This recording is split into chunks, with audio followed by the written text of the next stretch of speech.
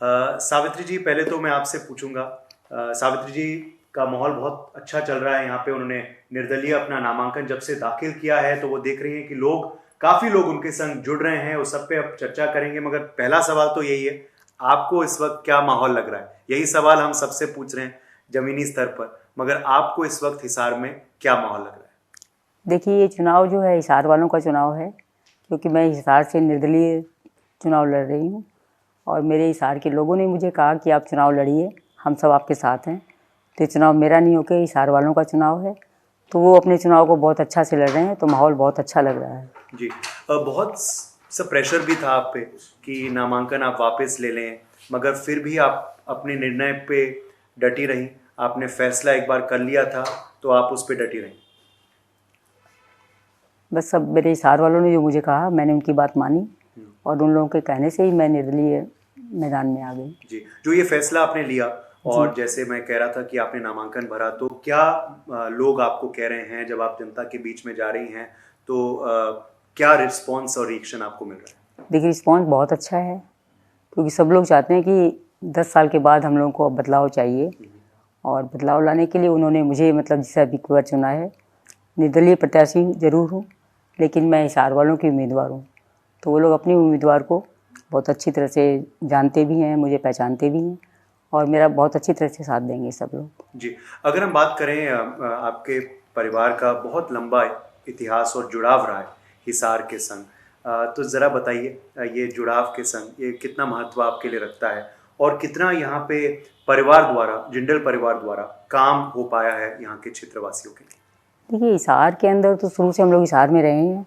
शुरू में जिंदल साहब ने यहाँ पर जिससे हमारी फैक्ट्रियाँ वगैरह हैं, उन्होंने काम यहाँ पर लगाया, लोगों को रोज़गार दिया, लोग बहुत सारे उनके साथ जुड़े।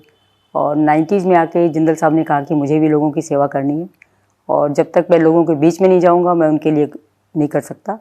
वैसे तो हमारे फैक्ट्री के अंदर जैसे हमारे जो कर्मचारी होते हैं वो भी हमारे परिवार का सदस्य हैं, क्योंकि जिंदल साहब को यही होता था कि वो हमारे परिवार के सदस्य हैं, उनको भी उसी तरह से रखना चाहिए जिससे कि हम अपने घर में अपने बच्चों को रखते हैं।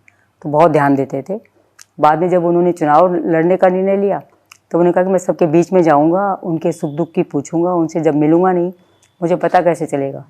और उन्होंने सबके लिए बहुत अच्छे काम किए। हमारे यहाँ पर हॉस्पिटल खोल रखे हैं, स्कूल हैं और पार्क भी बने हुए हैं, तो अच्छा मतलब है। उनके जाने के बाद मुझे इसमें आना पड़ा, पॉलिटिक्स में मैं आई, कि लोगों ने मुझे कहा कि आप आ जाओ और आके आप संभालिए। तो मैं उनके बीच में आई। और वैसे तो मैं एक हाउसवाइफ थी, घर में रहती थी, लेकिन उनके जाने के बाद मैं सबके बीच में आ गई। और अब लोग मुझे अपना मतलब बहुत प्यार दे रहे हैं, अपना बहुत समर्थन दे रहे हैं, सहयोग दे रहे हैं, तो मुझे अच्छा लग रहा है। जी, आप खुद जैसे मैंने कहा पूर्व मंत्री रह चुकी हैं, तो अनुभव तो बहुत है, और ये अनुभव जो है इसके ज़रिए आपके द्वारा मंत्री के तौर पे और विधायक के तौर पे कितना यहाँ पे विकास हो पाया है, और क्या उस विकास के नाम पे ही आप चुनाव लड़ रही हैं? मैं इस समय जो लोगों की समस्याएं हैं, मतलब लोगों को मूलभूत सुविधाएं जिससे ज़रूरी चाहिए, यहाँ पर सड़कें टूटी हुई हैं, पानी की निकासी नहीं है, सीवरेज व्यवस्था गड़बड़ाई हुई है। क्योंकि हिसार पहले छोटा था, अब आबादी बढ़ गई है, हिसार बहुत फैल गया है, बहुत बढ़ गया है। तो जो चीज़ें हमारी छोटी थी उनको बड़ा करने की ज़रूरत है, तो बड़ी नहीं हो पाई। तो सारी जगह सीवरेज ओवरफ्लो हैं, पानी भर जाता है, लोगों के घरों में पानी चला जाता है। और उससे एक जगह मैं गई थी जिस से मीटिंग के अंदर ही, तो वहाँ पर मेरी बहनें निकल कर आई, वहाँ से कहती हैं कि प्लीज़ आप आ जाओ, जल्दी से आके हमारा पानी की निकासी ठीक करवा दीजिए, क्योंकि हमारे घरों में पानी घुस जाता है। तो मुझे बहुत ख़राब भी लगा, क्योंकि बोले हमारा सारा सामान ख़राब हो जाता है। तो एक तो देखिए वैसे कमज़ोर परिवार होते हैं, और उनके घर में पानी जाके सारा सामान ख़राब हो जाए तो ठीक नहीं है।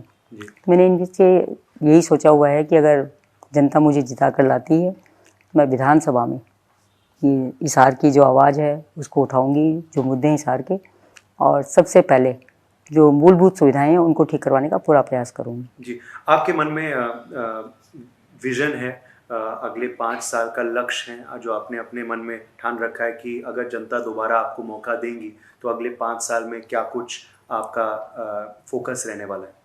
बिल्कुल, जैसे मैंने बताया कि मूलभूत सुविधाएं, तो सड़कें अच्छी बनवाऊंगी, पानी की निकासी का प्रबंध करवाऊंगी, सीवरेज व्यवस्था ठीक कराऊंगी। और एक हमारे हिसार के अंदर पशु जिससे सड़कों पे बहुत होते हैं, तो उनको भी मतलब पशु मुक्त तो मैं नहीं करना चाहूँगी कि नहीं कर सकूँगी, लेकिन ज़्यादा से ज़्यादा पशु जो हैं, जैसे गौशालाएँ बहुत सारी खुली हुई हैं, तो उनके अंदर हम लोग भेजने की आप पूरा कोशिश करेंगे कि उसमें गौशाला में चले जाएं पशु, तो जिससे कि सड़कों पे कई बार एक्सीडेंट हो जाते हैं, रात को पता नहीं चलता क्योंकि बीच में सड़क के बीच में बैठे हुए होते हैं और कई बार चोट लग जाती है, कई बार एक्सीडेंट्स हो जाते हैं, तो उसमें डेथ भी हो जाती है। तो पूरा प्रयास करूँगी कि इन सब चीज़ से हिसार को मुक्त करूँ और हिसार को बहुत साफ़ सुथरा सुंदर शहर बना दूँ। जी, पिछले 5 साल में कितना हो पाया है या नहीं हो पाया है, ये सवाल भी मैं आपसे पूछूंगा विधायक द्वारा। देखिए, पिछले मैं 5 साल पहले जिस 10 साल में रही उसमें मैंने पूरी कोशिश की, काफ़ी काम भी करवाए। जगह जगह से पानी की लाइन नहीं थी, हमारे शहर में पानी नहीं होता था, तो पानी की लाइन डलवाई सारी जगह, तो पानी पीने का सब जगह आने लगा। और अब मैंने आपको बताया कि शहर बढ़ गया है, बहुत बड़ा हो गया है, आबादी बहुत बढ़ गई है, तो और ज़्यादा की ज़रूरत है। तो जितने पिछले सालों में मुझे नहीं मालूम कि क्या हुआ, कैसे हुआ, लेकिन मैं आने वाले समय में बहुत अच्छा से करके जो मूलभूत सुविधाएं हैं ये सभी लोगों को करवाने का पूरा प्रयास करूंगी कि मूलभूत सुविधाएं सबको मिले, अच्छी सड़क, पानी, सीवरेज व्यवस्था ठीक हो, ये सबको मिले। और बच्चों को जो युवा हैं उनको बेरोज़गार घूम रहे हैं, तो उनको भी कोई न कोई ऐसी स्किल उनको दिलवाएं, उनके हाथ में हुनर आ जाए तो वो अपना काम खुद भी कर सकते हैं और कहीं पर सर्विस करके अपना बढ़िया से अपना जीवन यापन कर सकते हैं। महिलाओं के बीच जब आप जा रही हैं तो क्या रिस्पॉन्स वहाँ मिल रहा है, क्योंकि कहीं ना कहीं महिला फैक्टर भी हावी रहने वाला है इस चुनाव पर। बीजेपी भी लुभाने की कोशिश कर रही है महिलाओं को, इसलिए मैनिफेस्टो में कह रहे हैं बहुत कुछ है महिलाओं के वास्ते। कांग्रेस भी ऐसा दावा कर रही है, मगर महिलाओं से आपका जुड़ाव क्या है और क्या आपको पर्टिकुलरली रिस्पॉन्स मिल रहा है?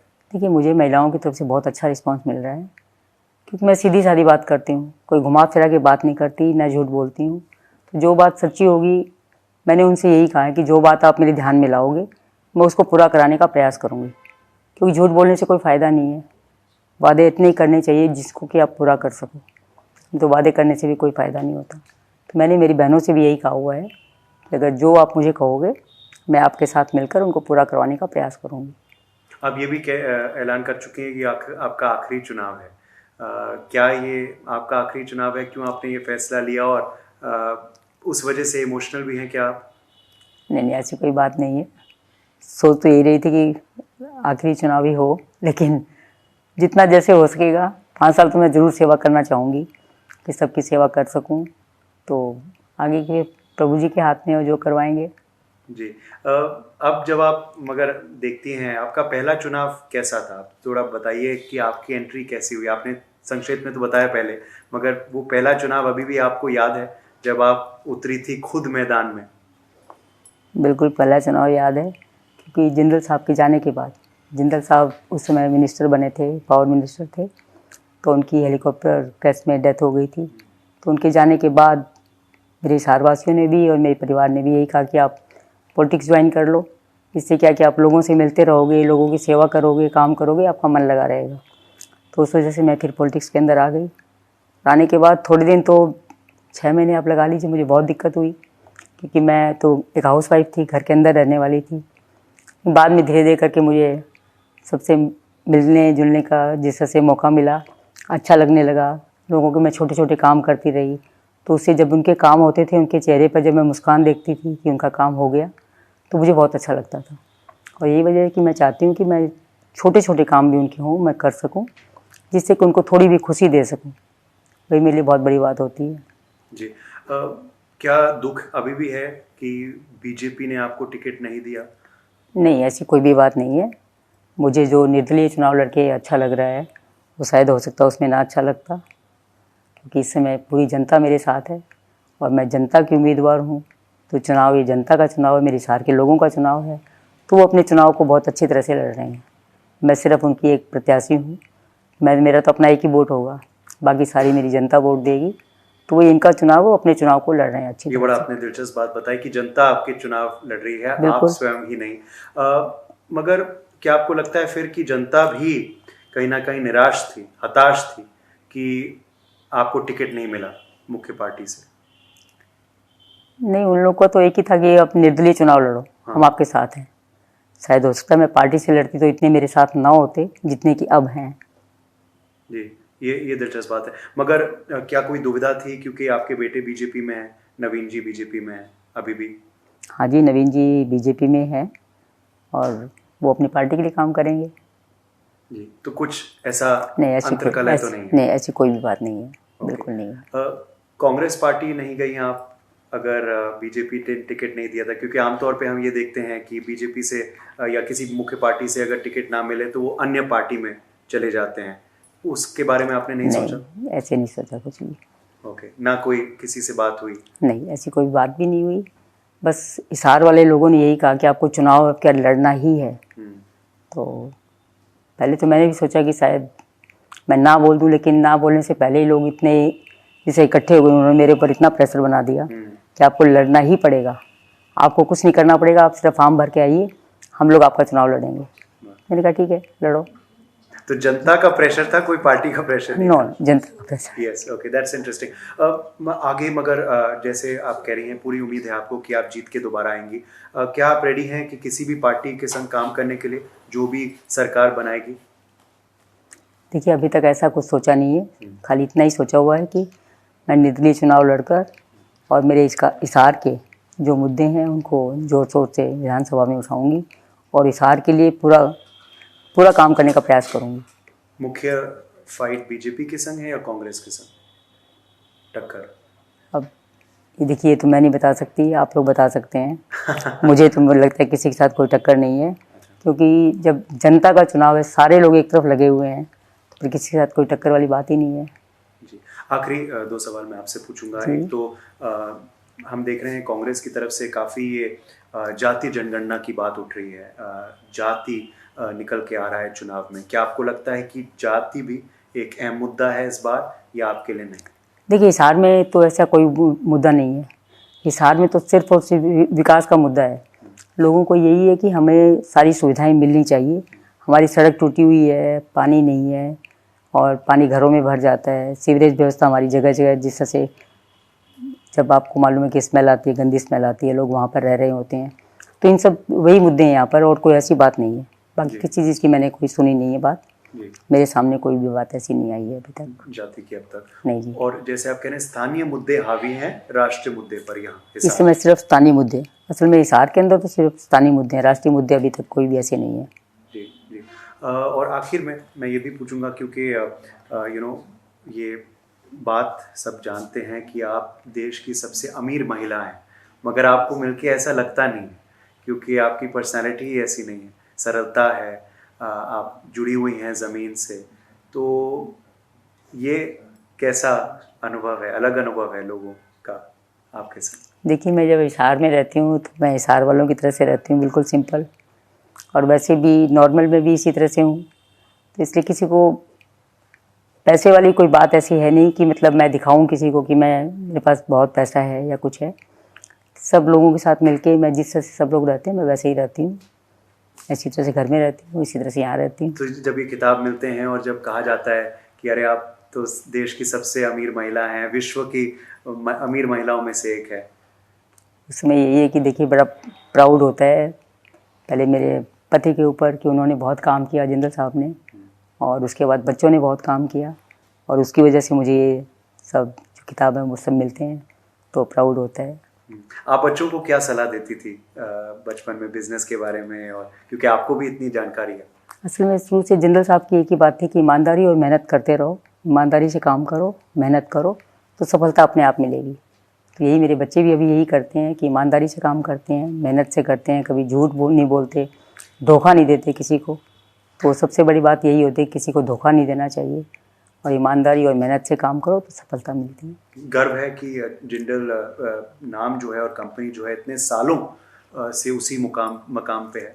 जी बिल्कुल, जब अच्छा काम होता है, अच्छा नाम होता है तो गर्व होता है। जी। खबर ये आ रही है कि प्रधानमंत्री नरेंद्र मोदी भी हिसार आएंगे प्रचार करने के लिए, उसका कोई इम्पैक्ट नहीं पड़ेगा? नहीं, लेकिन आज मैं सुन रही थी शायद वो नहीं आ रहे हैं यहाँ। ओके, पूरा नहीं पता, लेकिन शायद। तो पीएम मोदी फैक्टर रहेगा आपको लगता है यहाँ के चुनाव? नहीं, यहाँ के चुनाव पे कोई कभी कोई असर नहीं रहेगा, क्योंकि ये चुनाव जो है एक ही अलग तरह का ही चुनाव है। तो अब की बार जो हिसार की जनता ने जो फैसला कर लिया है वो उसको पूरा करके दिखाएंगे। और टॉर्च मिला है आपको सिंबल? जी, ये मुझे टॉर्च का सिंबल मिला है जी जी। ठीक है, thank you so much for joining thank us you, Savitri बहुत जी। अच्छा लगा जी और आपसे बात बिल्कुल, करके। और हम देखते रहेंगे आपके प्रचार को बड़े नज़दीकी से और आपको शुभकामनाएं देते हैं 8 अक्टूबर के लिए। लड़ रही हैं चुनाव और फिलहाल के लिए कैमरामैन दिनेश ठाकुर के संग उदय प्रताप सिंह।